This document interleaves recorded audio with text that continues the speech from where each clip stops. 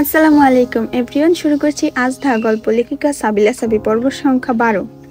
কেটে গেছে অনেকগুলো দিন, সময় চলছে তার আগের নিয়মেই, কিন্তু থমকে আছে ফিওনার ভাবনাগুলো। তারা এখনো বন্দী হয়ে আছে সেই স্টাডি রুমের স্মৃতিতে, যেখানে জেসপার বিদায় নেওয়ার আগের শেষ মুহূর্তে তাকে দাবি করেছিল। তার সেই গাঢ় সবুজ চোখ, দাবিদার ঠোঁট আর প্রতিটি আদেশ যেন ফিওনার মনের গহীনে চিরস্থায়ী দাগ কেটে গিয়েছে। কিন্তু এসব ভাবনার সুযোগ নেই এখন। দুদিন বাদে পরীক্ষা, আর ফিওনার মনোযোগ পুরোপুরি এক জায়গাতে রাখতে হবে। ভেনাসের উচ্চ পদের জন্য শুধু প্রভাব বা শক্তি থাকলেই হয় না, মেধারও প্রয়োজন। আর সে তো ফ্লোরাস রাজ্যের রাজকন্যা। তবে যতই পড়াশোনায় মন বসানোর চেষ্টা করুক, কিছুতেই সেই বিশেষ মুহূর্তগুলো হাত থেকে নিজেকে ছাড়াতে পারছে না। মাঝে মাঝে মনে হয় জেসপার যেন কাছেই আছে, অদৃশ্য হয়ে তাকে পর্যবেক্ষণ করছে। তার প্রতিটি চিন্তার ভেতরে সে ঢুকে গিয়েছে। ফিওনা চোখ বন্ধ করলো, কিন্তু বন্ধ চোখের ভেতরে শুধু একটাই ছবি ভেসে উঠল, সেই চাহনি, সেই স্পর্শ আর সেই দাবিদার কণ্ঠস্বর। ভেনাসের আকাশের গাঢ় কমলা রং ছাপিয়ে নিচে নেমে এলো ছোট্ট একটি স্পেসশিপ। দরজা ধীরে ধীরে খুলে গেল, আর ভেতর থেকে বেরিয়ে এলো লিউঝান। কোনো প্রকার স্পেস স্যুট নেই, কোনো অক্সিজেন মাস্কও নেই, তবুও সে অনায়াসে দাঁড়িয়ে আছে এই আগুনের মতো উত্তপ্ত গ্রহের মাটিতে। কারণ একটাই, সে তার গ্র্যান্ডফাদার ওয়াংলির গবেষণাগার থেকে একটি অমূল্য তথ্য পেয়েছে, একটি বিশেষ রাসায়নিক যা মানুষের শারীরিক গঠনকে যে কোনো পরিবেশের সঙ্গে খাপ খাইয়ে নিতে সাহায্য করে। ওয়াংলি এটিকে ইভোনেক্স 7 নাম রেখেছিলেন। এই কেমিক্যালটি একবার শরীরে প্রবেশ করলে অক্সিজেনের সংকট থাকলেও শরীর তার নিজস্ব উপায়ে প্রয়োজনীয় গ্যাস উৎপাদন করতে পারে। চরম তাপমাত্রা বা বিষাক্ত বায়ুমণ্ডলে প্রবেশ করলেও শরীর সেগুলোর সঙ্গে দ্রুত মানিয়ে নিতে পারে। কম মধ্যাকর্ষণ বা অতিরিক্ত ভারী মধ্যাকর্ষণেও স্বাভাবিকভাবে চলাফেরা করা সম্ভব। এটি ছিল ওয়াংলির প্রজেক্ট ইন্টারনাল জেনেসিসের অংশ, যেখানে তিনি চেয়েছিলেন মানুষকে অমরত্বের দিকে নিয়ে যেতে। লিউঝান জানে এই কেমিক্যাল তার ভেনাসের অভিযানের জন্য অপরিহার্য ছিল। এখন সে এখানে এসেছে তার ভালোবাসার মানুষকে খুঁজতে। ভেনাসের লাল বালুকার উপর ধীরে ধীরে পা রাখল লিউঝান। আমি এসে গিয়েছি ক্যামিলিয়া। স্পেসশিপের দরজা বন্ধ হয়ে গেল পেছনে। এখন শুধু সামনে এগিয়ে যাওয়ার পালা। লিউঝান হাতে থাকা ছোট্ট ডিভাইসটির স্ক্রিনে তাকালো। ডিভাইসটি একটানা ঝিকমিক শব্দ করছিল। স্ক্রিনে স্পষ্টভাবে দেখা যাচ্ছিল ফ্লোরাস রাজ্যের অবস্থান। এটাই তার টার্গেট। এই পুরো ম্যাপ পাওয়ার পেছনে ছিল ফিওনার সেই ইমেল চেনসিংকে পাঠানো। যখন সে তার গ্র্যান্ডপা চেনসিংকে ইমেল করেছিল, তখন সেই ডাটা হ্যাক করে লিউঝান পুরো ভেনাসের মানচিত্র বের করে ফেলেছিল। আর চেনসিং যে তথ্য জানিয়েছে তাতে স্পষ্ট, ফিওনা এখন ফ্লোরাস রাজ্যের প্রিন্সেস। তবে সমস্যা একটাই, এই দীর্ঘ পথ সে কীভাবে অতিক্রম করবে? এখানে তার জন্য কোনো যানবাহন নেই, আর স্পেসশিপ নিয়ে রাজ্যের ভেতরে প্রবেশ করা অসম্ভব। কিন্তু লিউঝান সবসময় প্ল্যান বি নিয়ে চলে। সে জানে ভেনাসের মধ্যাকর্ষণ পৃথিবীর তুলনায় অনেক কম, তাই সে দ্রুত চলার জন্য সঙ্গে করে নিয়ে এসেছে একটি বিশেষভাবে তৈরি করা স্কেটিং গিয়ার। এটি সাধারণ স্কেটিং গিয়ারের মতো নয়, এটি ছিল অ্যান্টি গ্র্যাভিটিং স্কেটিং ডিভাইস। এর চৌম্বকীয় শক্তি মধ্যাকর্ষণকে শূন্যের কাছাকাছি নামিয়ে আনতে পারে। এই গিয়ারে পা রাখার সঙ্গে সঙ্গে শরীর স্বয়ংক্রিয়ভাবে ভারসাম্য বজায় রাখতে সক্ষম। উচ্চ গতিতে চলতে থাকা এই বিশেষ ডিজাইন করা হয়েছে গিয়ারটিতে, তাই কয়েক ঘন্টার পথ মিনিটেই অতিক্রম করা সম্ভব। লিউঝান এক মুহূর্তের মধ্যে সে হাওয়ায় ভেসে উঠল। তার চোখে একটাই লক্ষ্য, ফ্লোরাস রাজ্য। আর তার মন বলে দিচ্ছে ফিওনা বেশি দূরে নেই। হাওয়ায় ভেসে থাকা অবস্থায় লিউঝান অনুভব করলো এখন সে কেবল একজন ডাক্তার নয়, বিজ্ঞানী। তার অস্ত্র, নিজের প্রতিটি সিদ্ধান্ত, প্রতিটি পদক্ষেপ এখন তাকে মনে করিয়ে দিচ্ছে সে একজন দক্ষ বিজ্ঞানী হয়ে উঠেছে। তার দাদা ওয়াংলির ল্যাবে কাটানোর সময় অসংখ্য গবেষণা, রাত জাগা, হিসাব, এসব বৃথা যায়নি। একদিন সে শুধু একজন চিকিৎসক হিসেবে পরিচিত ছিল, কিন্তু এখন ভেনাসের আকাশের নিচে দাঁড়িয়ে সে বুঝতে পারছে সে তার দাদার উত্তরাধিকার বয়ে নিয়ে যাচ্ছে। সকালের নরম আলো ছড়িয়ে পড়েছে ফ্লোরাস রাজ্যের আকাশে। লিয়ারা দিনের প্রথম আলোতে উঠে পড়েছেন। প্রাসাদের সার্ভেন্টরা সকালের নাস্তা তৈরি করতে ব্যস্ত। তবে লিয়ারার চোখ আটকে গেল বাইরে। দুজন গার্ড কণ্ঠস্বর ক্রমশই উত্তপ্ত হয়ে উঠেছে। তর্কের শব্দ শুনে তিনি এগিয়ে গেলেন। প্রাসাদের প্রবেশদ্বারের সামনে দাঁড়িয়েছে একজন যুবক, অপরিচিত, অচেনা, কিন্তু তার দৃষ্টি যেন চেনা কিছু খুঁজছে। যুবকটি দেখতে স্পষ্টতই ভেনাসের কোনো ড্রাগন নয়। সে কে? লিয়ারা কপালে ভাঁজ পড়ল। গার্ডরা তাকে আটকে রেখেছে, কিন্তু যুবকের মুখে কোনো ভয়ের ছাপ বা দ্বিধার ছাপ নেই। লিয়ারা সরাসরি প্রশ্ন করলেন, তুমি কি এখানে কেন এসেছো? যুবকটি বিন্দুমাত্র হকচকায়নি, শান্ত কণ্ঠে উত্তর দিল, আমার নাম লিউঝান। আমি পৃথিবী থেকে এসেছি, আর আমি ফিওনার কাছে এসেছি। ওকে একটু ডেকে দেবেন, ও আমাকে চেনে। লিয়ারার দৃষ্টি স্থির হয়ে গেল। পৃথিবী থেকে ফিওনার জন্য তার হৃদয়ে অস্বস্তির সুর বাজতে থাকলো। লিয়ারার চোখ সরু হয়ে এলো। তিনি দৃঢ় কণ্ঠে প্রশ্ন করলেন, তুমি ফিওনার কে হও? লিওঝান এক মুহূর্ত দেরি না করে জবাব দিল, আমি ফিওনার ফিয়ন্সে। এই কথা লিয়ারার মনে ঝড় বয়ে গেল। ফিওনা একবার সত্যি বলেছিল যে পৃথিবীতে তার একজনের সঙ্গে এঙ্গেজমেন্ট হয়েছে, কিন্তু লিয়ারা কখনো ধারণা করেননি যে সেই যুবক একদিন সত্যি ফ্লোরাস রাজ্যে এসে হাজির হবে। তবে অবাক হওয়ার মতো আরও কিছু ছিল। একজন মানুষ কিভাবে ভেনাসের কঠিন পরিবেশে এত স্বাভাবিকভাবে দাঁড়িয়ে আছে। সাধারণত পৃথিবীর কোনো প্রাণীর পক্ষে এই রাজত্বের বাতাসে শ্বাস নেওয়া সম্ভব নয়। লিয়ারার চোখ এবার আরও গভীর হলো, তবে তিনি আপাতত কিছু বললেন না। গভীর চিন্তায় ডুবে গিয়ে কিছুক্ষণ লিওঝানকে পর্যবেক্ষণ করলেন, তারপর ধীর কণ্ঠে বললেন, ভেতরে এসো। গার্ডদের ইঙ্গিত দিতেই সবাই সরে গেল। লিওঝান আত্মবিশ্বাসী ভঙ্গিতে এগিয়ে এলো, আর লিয়ারার মনে হাজারো প্রশ্ন ভিড় হলো। এই যুবক কি সত্যি ফিওনার ফিয়ন্সে, নাকি তার আগমনের পেছনে অন্য কোনো কারণ আছে? ফিওনা ঘুম থেকে উঠে সবেমাত্র উঠেছে, চোখ এখনো ঘুমের ঘোর লেগে আছে, কিন্তু লিয়ারার কণ্ঠ তাকে পুরোপুরি জাগিয়ে তুলল। ফিওনা, নিচে এসো, তোমার জন্য একজন এসেছে। ফিওনা অবাক হয়ে তাকালো। আমার জন্য? লিয়ারা সামান্য থেমে বললেন, ও নিজেই বলছে সে তোমার ফিয়ন্সে। ফিওনার মনে এক মুহূর্তের জন্য সবকিছু স্থির হয়ে গেল। ফিয়ন্সে? ফিওনার চোখ ধীরে ধীরে বিস্তৃত হলো। লিওঝান? সে তো জানতো, গ্র্যান্ডপা বলেছিল লিওঝান রওনা দিয়েছে ভেনাসের উদ্দেশ্যে, কিন্তু এত দ্রুত সে এখানে পৌঁছে যাবে সেটা কল্পনাও করেনি। লিয়ারার কণ্ঠে দৃঢ়তা ছিল। ওই ড্রয়িং রুমে বসে আছে, তোমার জন্য অপেক্ষা করছে।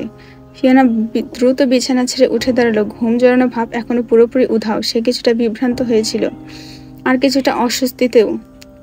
তার পৃথিবীর জীবন আর ভেনাসের জীবন সম্পূর্ণ আলাদা, দুইটা অধ্যায়। লিওঝান এখানে এলে সবকিছু আরো জটিল হয়ে যেতে পারে। ফিওনা তার আলগা চুলগুলো একপাশে সরিয়ে দ্রুত দরজার দিকে এগিয়ে গেল। নিচে নামার সময় তার হৃদস্পন্দন বেড়ে যাচ্ছিল। লিওঝান সত্যিই কি ভেনাসে পৌঁছে গিয়েছে? ফিওনা ধীরে ধীরে সিঁড়ি বেয়ে নামছিল, তবে তার মনে হাজার প্রশ্ন। কিভাবে লিওঝান এখানে আসতে পারে এত বড় রিস্ক নিয়ে? সে কি জানে ভেনাসে মানুষের বেঁচে থাকা সম্ভব নয়? লিওঝান সোফা থেকে উঠে দাঁড়ালো। তার গভীর দৃষ্টি সরাসরি ফিওনার মুখে আটকে গেল। সে আগের মতোই আছে, হয়তো একটু বেশি আত্মবিশ্বাসী, একটু বেশি দৃঢ়। তীক্ষ্ণ চোয়াল, মোহনীয় চোখ আর স্বভাব সুলভ কৌতুকপূর্ণ হাসি যার ঠোঁটে কোণে লেগে খেলা করছে। তবে আজ তার চোখে সাদা ফ্রেমের চশমা, যা তাকে আরো বুদ্ধিদীপ্ত করে দেখাচ্ছে। সে পরেছে সাদা শার্ট, যা নিখুঁতভাবে কালো প্যান্টের সাথে ইন করা। হাতে দামি ব্র্যান্ডের ঘড়ি, কাঁধে বড় একটা ব্যাগ ঝুলছে। তার উপস্থিতি দেখে মনে হচ্ছিল যেন ভেনাসের পরিবেশ তাকে কোনোভাবে প্রভাব ফেলতে পারেনি। ফিওনা ধীরে ধীরে সিঁড়ি বেয়ে নিচে নেমে আসছিল, আর লিওঝানের চোখ এক মুহূর্তের জন্য তার উপর থেকে সরেনি। ফিওনা এখন যেন পুরোপুরি বিশ্বাস করতে পারছে না যে মানুষটাকে সে পৃথিবীতে ফেলে এসেছে, সে আজ তার সামনে দাঁড়িয়েছে ভেনাসের মাটিতে কোনো সুরক্ষা পোশাক ছাড়াই। ফিওনা একদম কাছে গিয়ে থমকে গেল, চোখে বিস্ময়ের ছাপ। মিস্টার লি, আপনি? লিওঝান মৃদু হাসল, কিন্তু তার চোখের গভীরে ছিল অভিমান আর একরাশ অভিযোগ। ফিওনা, কেমন আছো তুমি? চলে আসার আগে তুমি একবার দেখা করলেন আমার সাথে। তার কণ্ঠে এক ধরনের চাপা ব্যথা ছিল, যা ফিওনার কানে কাঁপন তুলল। ফিওনা একটু চুপ করে রইল, তারপর দীর্ঘশ্বাস ফেলে বলল, কিভাবে দেখা করতাম? আমি সেরকম পরিস্থিতিতে ছিলাম না।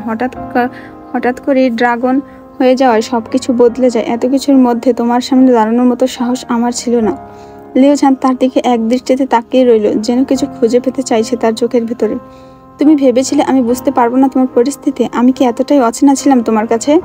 ফিওনা কিছু বলল না, শুধু একপাশে মুখ ফিরিয়ে নিল। তবে লিওঝান এত সহজে ছাড়ার মানুষ নয়, সে আজ উত্তর নিয়েই যাবে। ফিওনা যেন দ্রুতই প্রসঙ্গ পাল্টে দিল। তার কণ্ঠ স্বাভাবিক রাখার চেষ্টা করলেও ভিতরে অস্বস্তিটা লুকানো যাচ্ছিল না। মিস্টার লি, উনি আমার মা। ফিওনা হালকা হাসল। লিওঝান এক মুহূর্ত দেরি না করে দু হাত জড়ো করে মাথা নিচু করে শ্রদ্ধা জানালো। সরি আন্টি, আপনাকে প্রথমে চিনতে পারিনি। লিওঝান মৃদু হেসে বলল, ইটস ওকে, তোমরা বসো, আমি খাবার আনছি। তিনি চলে গেলেন। ফিওনা লিওঝানকে বসতে বলল। লিওঝান তার ব্যাগটা নামিয়ে সোফায় বসলো, আর ফিওনা আরেকটা সোফা একটু দূরে জায়গা নিল। কিছুক্ষণ কারো মুখে কোনো কথা ছিল না। লিওঝান ফিওনার দিকে তাকিয়েছিল, যেন বোঝার চেষ্টা করছে কতটা বদলে গেছে সে। ফিওনা চোখ নামিয়ে নিজের আঙুল নিয়ে খেলা করছিল, যেন বুঝতেই পারছে না কি বলবে, কিন্তু লিওঝান এত সহজে চুপ থাকবে না। তুমি আসলে আমাকে দেখে নার্ভাস, তাই না? লিওঝানের কণ্ঠ ছিল নরম কিন্তু দৃঢ়। ফিওনা কিছু বলল না, শুধু একটু হাসলো, যেন তার প্রশ্নটা শোনেনি। কিন্তু লিওঝান জানে এই হাসির আড়ালে একটা কিছু লুকিয়ে আছে। হঠাৎ ফিওনা একসাথে অনেক প্রশ্ন ছুড়ে দিল। আপনি এখানে কিভাবে এলেন? ফ্লোরাস রাজ্যের পথ চিনলেন কিভাবে? আর সব থেকে বড় কথা, স্যুট ছাড়া আপনি কিভাবে ভেনাসের পরিবেশে পা রাখলেন? লিওঝান মুচকি হেসে বলল, রিল্যাক্স ফিওনা, এতগুলো প্রশ্ন একসাথে করলে আমি কোনটার উত্তর আগে দিব? সে আরাম করে সোফায় হেলান দিল, এক ঝলক চোখ বুলিয়ে নিল ঘরের আশপাশে, তারপর ফিওনার দিকে তাকিয়ে বলল, আমি তো আর সাধারণ মানুষ না, আমি একজন বিজ্ঞানীর নাতি। আমার গ্র্যান্ডফাদার ওয়াংলির ল্যাবে থেকে কিছু তথ্য পেয়েছিলাম। সেখান থেকে একটা বিশেষ কেমিক্যালের কথা বলা ছিল, যা শরীরে প্রবাহিত হলে ভেনাসের পরিবেশে অক্সিজেনের মতো কাজ করবে, তাপমাত্রার সঙ্গে মানিয়ে নিতে সাহায্য করবে। সেই কেমিক্যাল ব্যবহার করে আছি এখন। ফিওনা অবাক হয়ে তাকিয়ে রইল, যেন বিশ্বাস করতে পারছে না। লিওজান আবার বলল, আর ফ্লোরাস রাজ্যের পথ চিনেছি তোমার পাঠানো ইমেইলের মাধ্যমে, জানো তো? গ্রান্টপা চেনসিং এর প্রযুক্তি বেশ উন্নত। ওনার ল্যাব থেকে ভেনাসের একটা ম্যাপ বের করতে পেরেছি, তারপর লোকেশন ট্র্যাক করে তোমার কাছে চলে এলাম। ফিওনা হতবাক হয়ে তাকিয়ে থাকলো। এত কিছুর পরেও লিওজান ঠিক তার কাছে পৌঁছে গিয়েছে। ফিওনা গভীরভাবে লিওজানের চোখের দিকে তাকিয়ে বলল, গ্রান্টপা কেমন আছেন, আর মিস ঝাং? লিওজান মৃদু হাসলো। তারা ভালো আছে, কিন্তু তোমাকে খুব মিস করে। গ্রান্টপা সবসময় তোমার কথা বলে। আর মিস ঝাং তো তোমার রুমে একদমই আগের মতো গুছিয়ে রেখেছে, যেন তুমি যে কোনো মুহূর্তে ফিরে আসবে। ফিওনার চোখ হালকা করে চিকচিক করে উঠল। নস্টালজিয়া যেন এক মুহূর্তে তাকে গ্রাস করলো। পৃথিবীতে তার ছোট্ট রুম, গ্রান্টপা চেনসিং এর কড়া শাসন, মিস ঝাংয়ের যত্ন, এসব কিছু যেন এখন কেবলমাত্রই স্মৃতি। কিন্তু ফিওনা দ্রুত নিজেকে সামলে নিল। সে মুখের অনুভূতি আড়াল করে নরম গলায় বলল, আমি ওনাদেরকে মিস করি। কিন্তু সে প্রথমে থেমে গেল, বাক্য শেষ করলো না। লিওঝান তার চশমাটা একটু ঠিক করলো, গভীর দৃষ্টিতে ফিওনার দিকে তাকিয়ে বলল, তোমাকে ফিরে পেতে আমি এখানে এসেছি ফিওনা। ফিওনা কি বলবে বুঝে ওঠার আগেই লিয়ারা খাবার নিয়ে হাজির হয়। টেবিলের ওপর খাবার রাখার পর সেই অদ্ভুত ফলটাও দেখতে পায় ফিওনা। ফিওনা জানে লিওঝান নিশ্চয়ই এই ফল কিভাবে খেতে হয় তা জানবে না। ফিওনা হাত বাড়িয়ে ফলটা তুলে নিল, কিন্তু তার মন তখন অন্য কিছু চলছে। সেই প্রথম দিনটার কথা মনে পড়ে গেল, যেদিন ফ্লোরাস রাজ্যে এসেছিল, যেদিন জেসপারের সাথে প্রথম দেখা হয়েছিল। সেই স্মৃতির যেন এক ঝলকে ফিরে এলো। জেসপার নিঃশব্দে তার সামনে বসেছিল। ফিওনা তখন নতুন এই রাজ্যের নিয়মকানুন জানতো না, এমনকি কিভাবে এই অদ্ভুত ফল খেতে হয় সেটাও জানতো না। অথচ জেসপার বিনা বাক্যে ফলটা তুলে নিয়ে খোসা ছাড়িয়ে তার প্লেটে রেখে দিয়েছিল। এক মুহূর্তের জন্য ফিওনা থমকে গেল, যেন সেই পুরনো মুহূর্তটা ফিরে এসেছে। কিন্তু সামনে জেসপার নেই, আছে লিওঝান। লিওঝান ফিওনার দৃষ্টি লক্ষ্য করলো, তারপর বলল, ফিওনা। লিওঝানের কণ্ঠ শুনে ফিওনা সম্মতি ফিরে পেল। সে তাকিয়ে দেখলো লিওঝান প্রশ্নবোধক দৃষ্টিতে তার দিকে তাকিয়েছে। ফিওনা দ্রুত মুখের ভাব পাল্টে নিল, যেন কিছুই হয়নি। তারপর হাসি হাসি মুখে বলল, এই ফলটা খেতে হয় জানেন তো? লিওঝান একটু ভুরু কুঁচকালো, আসলে না, দেখতে অদ্ভুত লাগছে। কিভাবে খেতে হয়? ফিওনা নিজেও জানে, প্রথমবার সেও পারেনি। কিন্তু এবার সে জেসপার মতো ফলের খোসা ছাড়িয়ে লিওঝানের প্লেটে রাখলো। মৃদু হেসে বলল, এভাবে খেতে হয়। কিন্তু ভেতরে ভেতরে ফিওনার মন অন্য কোথাও হারিয়ে গিয়েছিল।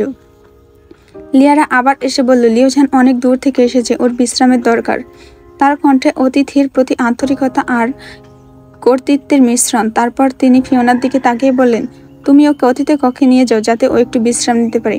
ফিওনা মাথা নাড়ল, যদিও তার ভেতরে এক অজানা অস্বস্তি কাজ করছিল। লিওঝান প্রাসাদের অলঙ্কৃত করিডোর দিয়ে হাঁটতে হাঁটতে চারপাশে অবাক হয়ে দেখছিল। সোনালি আলোর নিচে ফুলের নকশা করা দেয়াল, ছাদে ঝুলন্ত জ্যোতির্ময় স্ফটিক, সবকিছু যেন রাজকীয় সৌন্দর্যের অপূর্ব এক মিশেল। অতিথি কক্ষে পৌঁছে ফিওনা দরজার সামনে থামল। এটাই আপনার থাকার জায়গা, সংক্ষিপ্ত স্বরে বলল। লিওঝান একবার চুপচাপ করে চারপাশটা দেখে নিল, তারপর মৃদু হেসে বলল, ভেনাসের সৌন্দর্য তো কল্পনার চেয়েও বহুগুণ বেশি। ফিওনার ঠোঁট চাপা দিল। তার মনে পড়ল প্রথম যখন সে এখানে এসেছিল, ঠিক একই বিস্ময় তাকে ঘিরে ধরেছিল। হ্যাঁ, ফিওনা আস্তে আস্তে পড়ল, আমি প্রথম দিন অবাক হয়ে গিয়েছিলাম। শুধু রাজপ্রাসাদ নয়, এখানকার বিশ্ববিদ্যালয় আর গবেষণাগার অসম্ভব উন্নত, আধুনিকতার সীমানা ছাড়িয়ে গিয়েছে। লিওঝান বিছানায় বসে ফিওনার কথা মনোযোগ দিয়ে শুনছিল।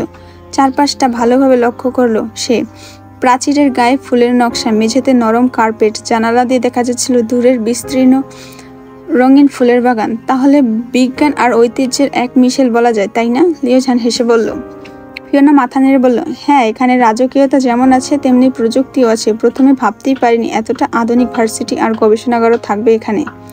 লিওঝান জানালার দিকে এগিয়ে গিয়ে বাইরে তাকালো। একটা অদ্ভুত আলো ঝলমল করছিল পুরো ফ্লোরাস রাজ্য। আমি সত্যি ভাবিনি অন্য কোনো গ্রহে এমন উন্নত সভ্যতা থাকতে পারে, লিওঝান গভীরভাবে বলল। তবে তুমি এখানে কেমন আছো ফিওনা? তোমার মন কি এখানে টিকে আছে? ফিওনা একটু চুপ থাকলো, তারপর বলল, আমি জানি না, কিছু কিছু জিনিস এখানে আমার জন্য একদম নতুন, কিছু কিছু জিনিস আমার খুব আপন মনে হয়। তবে বাক্যটা শেষ করলো না।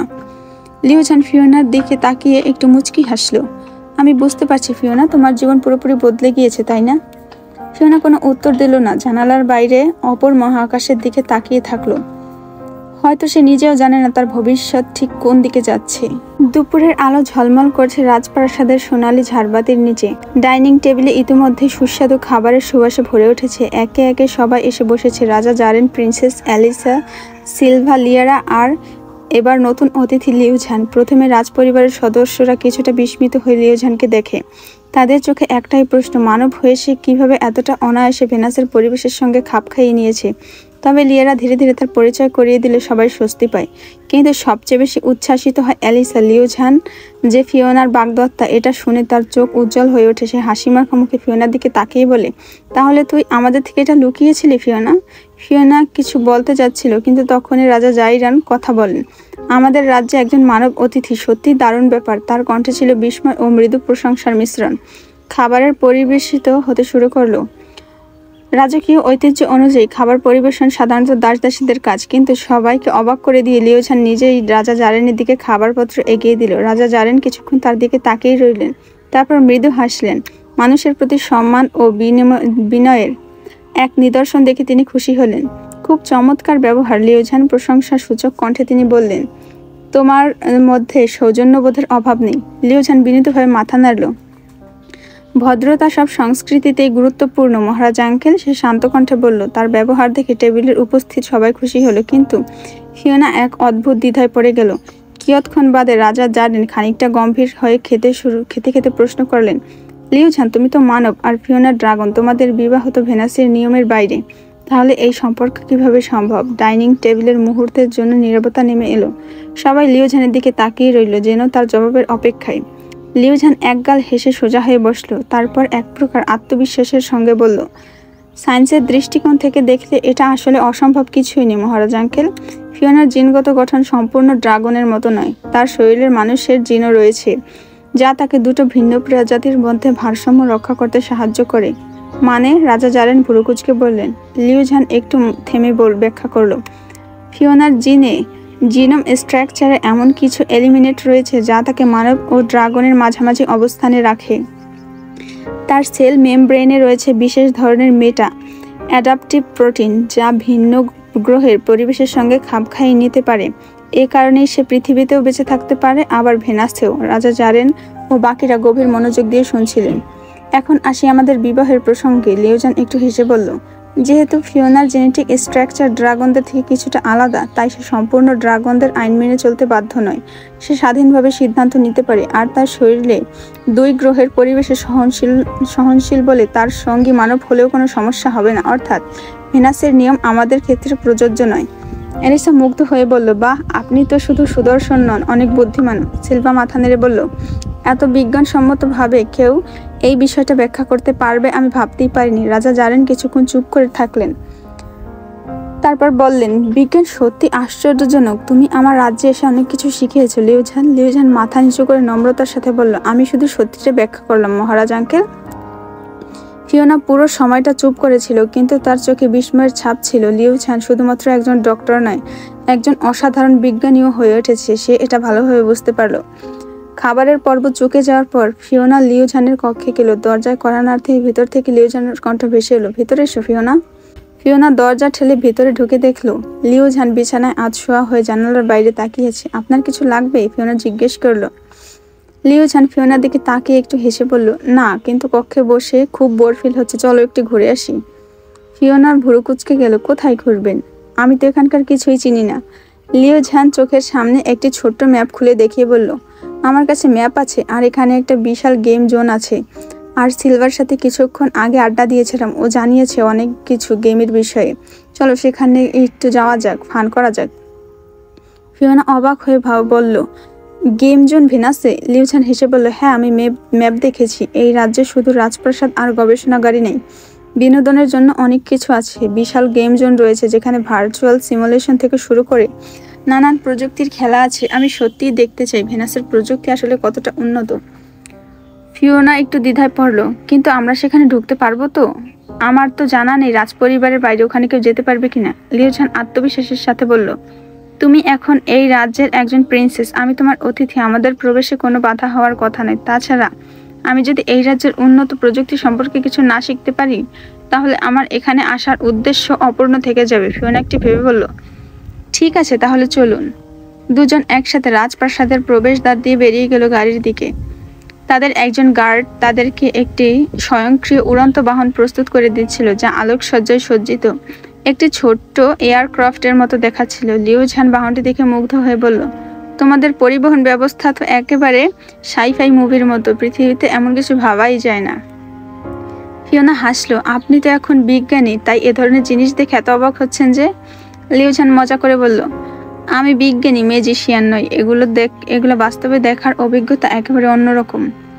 বাহনটি বাতাসে ভেসে উঠলে গেম জোনের দিকে দ্রুত গতিতে রওনা দিল। ভেনাসের আকাশের নিচে এক নতুন অভিজ্ঞতা অপেক্ষা করছিল তাদের দুজনের জন্য। অবশেষে তারা দুজন বিশাল এক এলাকায় পৌঁছালো, যার ছিল ভেনাসের সবথেকে আধুনিক আর বৃহৎ গেম জোন। প্রবেশদ্বারে বড় সড়ো একটি হলোগ্রাফিক বোর্ডে ঝুলছিল, যেখানে বিভিন্ন গেমের নাম আর স্কোর বোর্ড ভাসছিল। জোনের চারপাশে ঝলমলে আলো, শূন্য ভাসমান স্পোর্টস এরিনা আর বিভিন্ন ধরনের রোবোটিক সহকারী ব্যস্ত ছিল খেলোয়াড়দের সাহায্য করতে। লিউ ঝান কিছু সময় সিলভার সাথে আড্ডা দিয়েছিল তখন, আর সিলভার তাকে এই গেম জোনের সম্পর্কে বলেছিল। সিলভার বলেছিল, এখানে মধ্যাকর্ষণ নিয়ন্ত্রণের ফুটবল ভার্চুয়াল যুদ্ধ খেলা হয়, সময় চলতি ধাঁধা আর ন্যানো প্রযুক্তির কোডেড ক্যাচারি গেম আছে। লিউ ঝানের চোখ চকচক করে উঠল। টেডি ক্যাচার, এখানে সেই গেমও আছে যেখানে বক্সের মধ্যে অনেকগুলো পুতুল রাখা থাকে আর কয়েন দিয়ে কন্ট্রোলার চালিয়ে পুতুল তুলতে হয়। সিলভা মাথা নেড়ে বলল, হ্যাঁ, তবে এটি কোনো সাধারণ মেকানিক্যাল নয়। এই গেমের প্রতিটি পুতুল আসলে মিনি রোবট, যারা স্মার্ট সেন্সর ব্যবহার করে নিজেদের অবস্থান পরিবর্তন করতে পারে। লিউ ঝান মুগ্ধ হয়ে বলল, অসাধারণ, পৃথিবীতে এত উন্নত কিছু কল্পনাও করা যায় না। সিলভা হেসে বলল, তাহলে আপনার আর ফিওনার জন্য 2টো টিকিট কাটাই, একবার খেলে দেখুন। লিউ ঝান আর ফিওনা একসাথে টিকিট সংগ্রহ করে গেম জোনে প্রবেশ করলো। মুহূর্তেই তাদের চারপাশে এক অন্যরকম অনুভূতি ছড়িয়ে পড়ল। বিভিন্ন ভার্চুয়াল আর ফিজিক্যাল গেম স্টেশন সাজানো ছিল, সবগুলোই অত্যাধুনিক প্রযুক্তিতে নির্মিত। প্রবেশের সাথে সাথে তাদের দুজনকে বিশেষ ধরনের স্যুট দেওয়া হলো। এই স্যুট শরীরের মুভমেন্ট ট্র্যাক করে আর কিছু বিশেষ গেমের জন্য এক্সোস্কেলেটন হিসেবে কাজ করে। একটি রোবোটিক সহকারী ব্যাখ্যা করলো, লিউ ঝান সহজেই স্যুট পরে ফেলল, কিন্তু ফিওনার স্যুটের চেন অনেকটা শক্ত ছিল, তাই সে নিজে লাগানোর চেষ্টা করছিল কিন্তু পারছিল না। লিউ ঝান হাসতে হাসতে এগিয়ে এলো, ড্রাগন হয়েও এতটুকু শক্তি নেই তোমার? ফিওনা একটু অস্বস্তি বোধ করলো, কিন্তু কিছু বলার আগে লিউ ঝান একটানে চেনটি লাগিয়ে দিল। ফিওনা কিছুটা বিস্ময়ে তার দিকে তাকালো, কিন্তু লিউ ঝান মজা করেই বলল, দেখলে, মানব হয়েও আমি তোমার থেকে বেশি শক্তিশালী। ফিওনা চোখ ঘুরিয়ে বলল, আমার শক্তি দেখানোর সুযোগ পেলে তখন বোঝাবো মিস্টার। লিউ ঝান হেসে উঠল, ঠিক আছে, তাহলে দেখা যাক, আগে গেম যেত। এবার তারা গেম স্টেশনের দিকে এগিয়ে গেল, যেখানে তাদের জন্য অপেক্ষা করছিল ভেনাসের অবিশ্বাস্য সব চ্যালেঞ্জ। ফিওনা প্রথমে বেশ উৎসাহ নিয়ে টেডি ক্যাচার গেম শুরু করলো। বিশাল কাচের বক্সের ভেতরে অসংখ্য রঙিন সুন্দর নানা রকম পুতুল ছিল, যা মৃদু নড়াচড়া করছিল, যেন তারা নিজেরাই ধরা না দিতে চায় না। প্রতিটা পুতুলের গায়ে ছোট ছোট ন্যানো সেন্সর বসানো ছিল, যা তাদের আরো চতুর করে তুলছিল। ফিওনা মনোযোগ দিয়ে কন্ট্রোলার ধরে ক্রেনটি নিচে নামালো। প্রথমবার একটু এদিক সেদিক হয়ে গেল, সে আবার চেষ্টা করলো, কিন্তু পুতুলটি ঠিক মতো ওঠার আগেই ফসকে গেল। তৃতীয়বার একই হলো।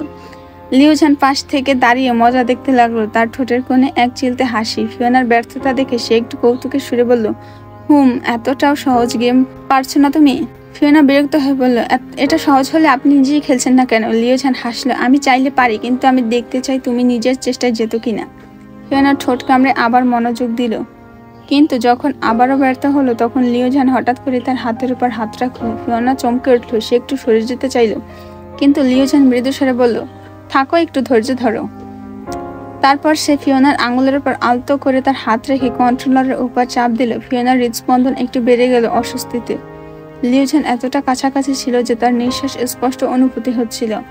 অবশেষে ক্রেন ধীরে ধীরে নিচে নামালো, একবার দুবার দুলল, তারপর হঠাৎ করে একটাকে ধরে ফেললো। ফিওনার চোখ বিস্ময়ে বড় হয়ে গেল।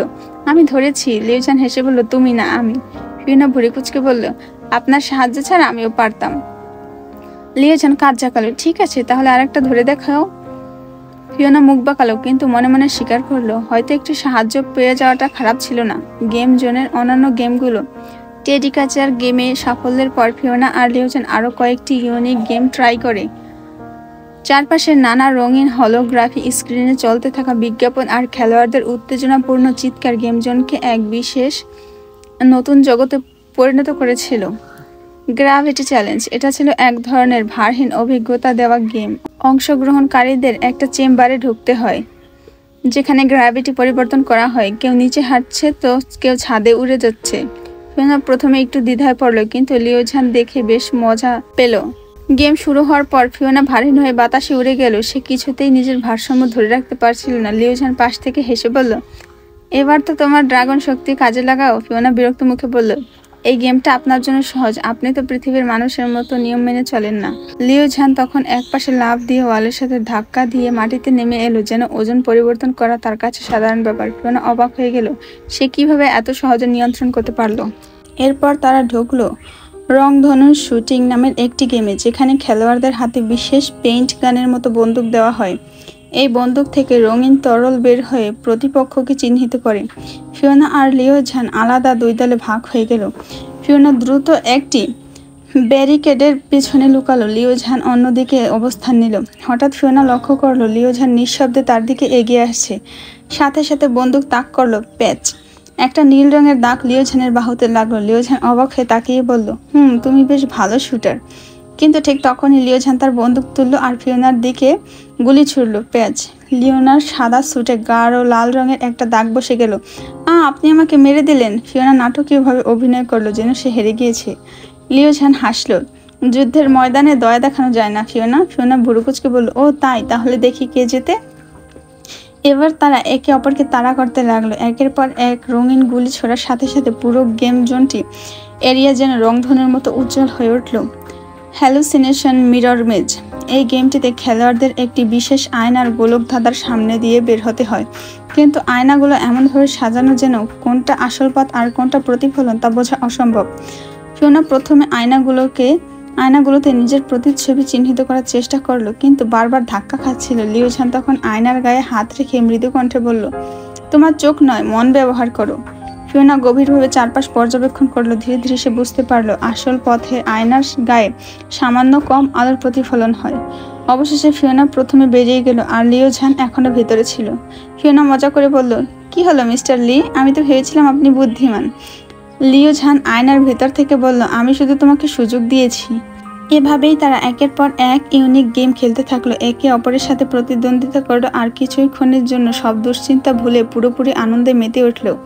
গেম জোন থেকে বেরিয়ে আসার সময় ফিওনার চোখ ছিল উজ্জ্বল, আনন্দের ঝিলিক, মুখে প্রশান্তির হাসি।